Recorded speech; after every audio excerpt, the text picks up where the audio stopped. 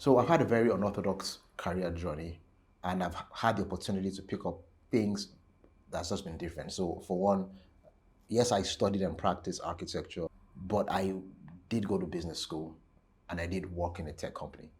And I just was hungry for knowledge and just obsessed about not making other people's mistakes, trying to minimize my own errors as much as possible. One of the key things that was told to me very early on in my career was, dude, build an institution.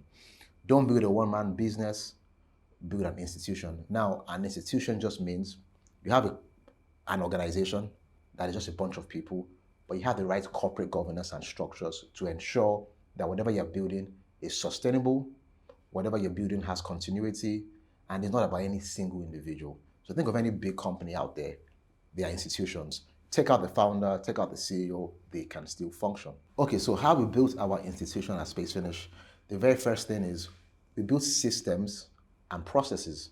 Just think of, you buy a furniture from IKEA and it gives you a manual of how to assemble it. Meaning the IKEA guys can just deliver that package to your house and you guys can assemble it yourself. If IKEA didn't have that instruction, they're gonna have to assemble every piece of furniture for you. And it's going to limit the ability to grow the business because obviously that's a lot of operations. Anyone coming into the organization can follow the instructions and they just allows them to do what they're supposed to do. No one person should have all the knowledge in the organization.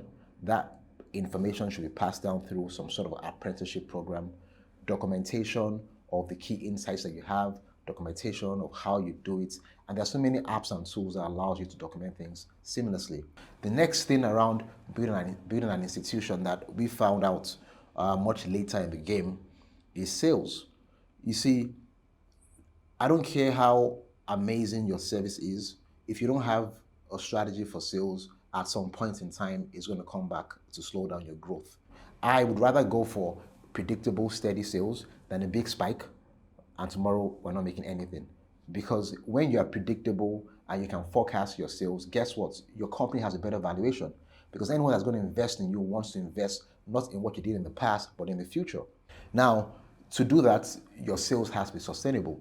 And the best way for it to be sustainable is a system to build in the sales department. So that means anyone that comes into your sales team has a strategy to follow, they have a set of systems to follow, they have a pipeline to target, they have contacts. It's all documented within the organization, right?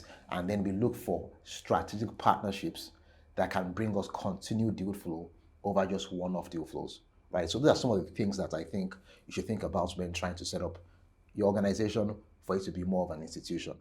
If this video does well, I'll create more content. So follow, subscribe, and let's see where this can take us to. Thank you.